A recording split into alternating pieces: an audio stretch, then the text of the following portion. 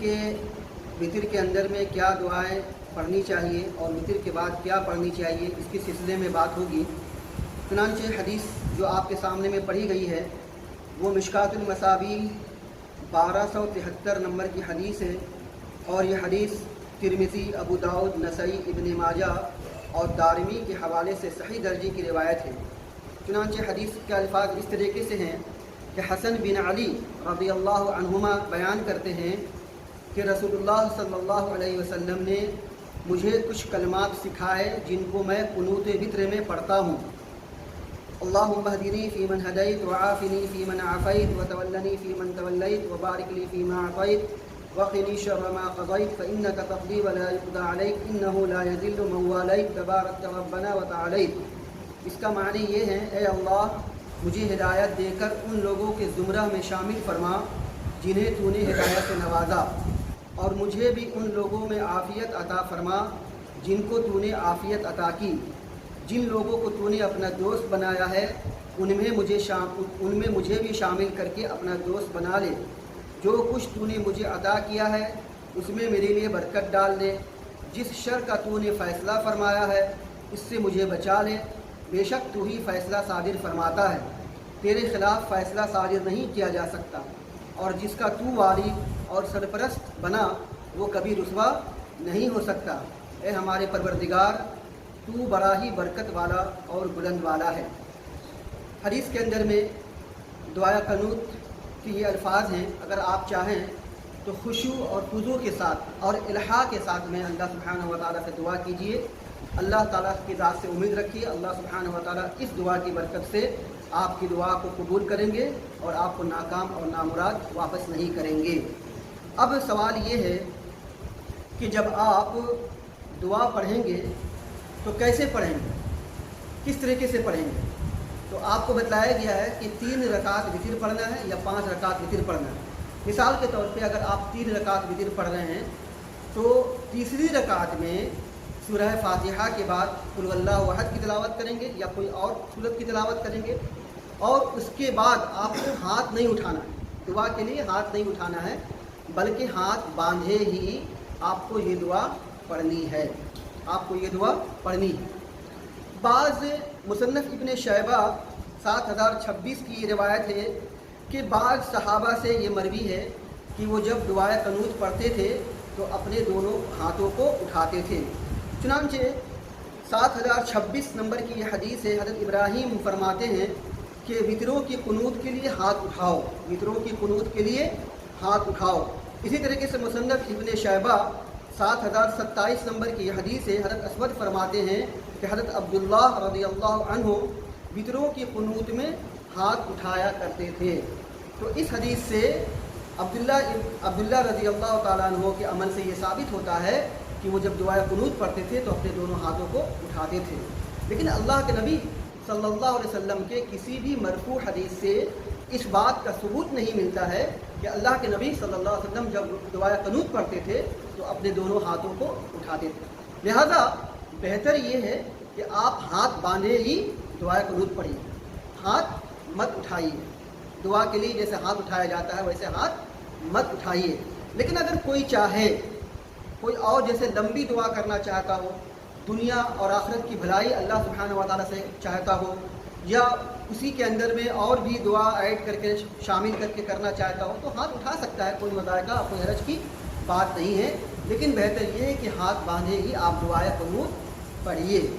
اب رہا سوال یہ کہ بعض لوگوں کو یہ دیکھا جاتا ہے کہ جب سورہ فاتحہ پڑھ لیتے ہیں اور سورہ اخلاص قل اللہ احد پڑھ لیتے ہیں تو دونوں ہاتھوں کو اٹھاتے ہیں، یعنی رفع دین کرتے ہیں، اور رفع دین کرنے کے بعد پھر ہاتھ باندھ کر کے پھر اس کے بعد دعا پڑھتے ہیں۔ تو اب یہ ان کا یہ عمل کہاں تک درست ہے، اس چیز کو آپ دیکھ لیجئے کہ مصنف ابن شیبہ 7021 نمبر کی یہ روایت ہے۔ اسود فرماتے ہیں کہ عبداللہ ابن مسعود رضی اللہ عنہ جب قرات سے فارغ ہوتے تو تکبیر کہتے، پھر دعائے قنوت پڑھتے، جب قنوت سے فارغ ہوتے تو تکبیر کہہ کر رکوع کرتے۔ تو اس روایت کے اندر میں عبداللہ ابن مسعود رضی اللہ تعالیٰ عنہ کے عمل سے اس بات کا ثبوت ملتا ہے، لیکن اللہ کے نبی صلی اللہ علیہ وسلم اور دیگر صحابہ کرام رضی اللہ عنہ اجمعین کہ کسی بھی عمل سے اس بات کا ثبوت نہیں ملتا ہے کہ وہ جب دعائے قنوت پڑھتے تو دعائے قنوت پڑھنے سے پہلے اپنے دونوں ہاتھوں کو یعنی رفع دین کرتے تھے۔ اسی طریقے سے 7022 نمبر کی روایت حضرت مصنف ابن شیبہ کی کہ حضرت ابراہیم فرماتے ہیں کہ جب تم دعائے قنوت کا ارادہ کرو تو قنوت کے لیے تکبیر کہو، اور جب رکوع کا ارادہ کرو تو بھی تکبیر کہو، لیکن اللہ کے رسول صلی اللہ علیہ وسلم کے سے اس بات کا ثبوت نہیں ملتا۔ لہذا بہتر یہ ہے کہ آپ دونوں ہاتھوں کو اٹھائے بغیر ہی جو ہے آپ دعائے قنوت پڑھیے، دعائے قنوت پڑھیے۔ اب جب دعائے قنوت پڑھ لیں گے تو پڑھنے کے بعد تشہد کریں گے، سلام پھیریں گے۔ سلام پھیرنے کے بعد آپ کیا دعا پڑھیں گے؟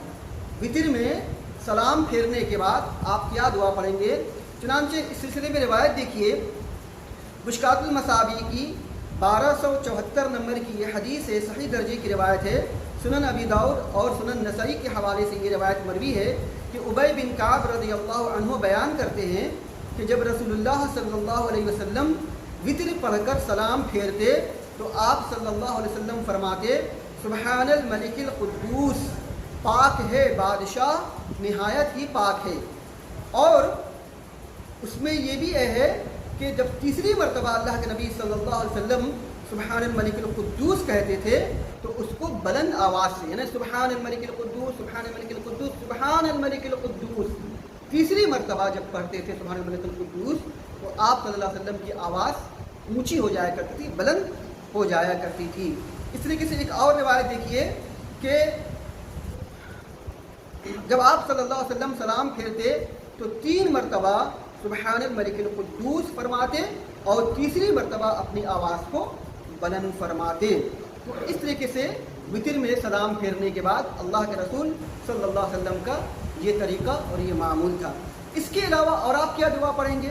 اور کیا دعا پڑھیں گے؟ چنانچہ سنن مشکات المصابیح 1276 نمبر کی یہ صحیح درجے کی روایت ہے، ترمذی، ابو داؤد، نسائی اور ابن ماجہ کے حوالے سے یہ روایت ہے کہ علی رضی اللہ عنہ بیان کرتے ہیں کہ نبی کریم صلی اللہ علیہ وسلم وتر کے آخر پر یہ دعا کیا کرتے تھے، اللہم انی اعوذ برضاک من سخطک وبمعافاتک من عقوبتک واعوذ بک منک لا احصی ثناء علیک انت کما اثنیت علی نفسک۔ علی رضی اللہ بیان کرتے ہیں کہ نبی کریم صلی اللہ علیہ وسلم وتر کے آخر پر یہ دعا کیا کرتے تھے، اے اللہ میں تیری رضا کے ذریعے، تیری ناراضی سے، تیرے درگزر کے ذریعے تیری سزا سے پناہ چاہتا ہوں، میں تجھ سے تیری پناہ چاہتا ہوں، جیسے تو نے اپنی ذات کی ثنا فرمائی ہے ویسے میں کوشش کے باوجود تیری ثنا بیان نہیں کر سکتا۔ تو اس روایت کے اندر میں اللہ کے رسول صلی اللہ علیہ وسلم کا یہ عمل ملتا ہے کہ اللہ کے رسول صلی اللہ علیہ وسلم وتر کے میں سلام پھیرنے کے بعد سبحان الملک القدوس، اور اس روایت کے اندر میں اللہ کے رسول صلی اللہ علیہ وسلم یہ دعا پڑھا کرتے تھے۔ تو اس طریقے سے اللہ کے رسول صلی اللہ علیہ وسلم کی وتر کا یہ طریقہ ہے۔ ہم لوگوں کو چاہیے کہ ہم لوگ بھی اللہ کے رسول صلی اللہ علیہ وسلم کی اسی طریقے کے مطابق عمل کریں اور اسی طریقے کے مطابق وتر ادا کریں۔ اللہ سبحانہ و تعالیٰ سے دعا ہے اللہ سبحانہ و تعالیٰ ہم سبوں کو سنت پر عمل کرنے کی توفیق عطا فرمائے۔ اقول قولی ھذا واستغفر اللہ لی ولکم ولسائر المسلمین وآخر دعوانا الحمد للہ رب العالمین۔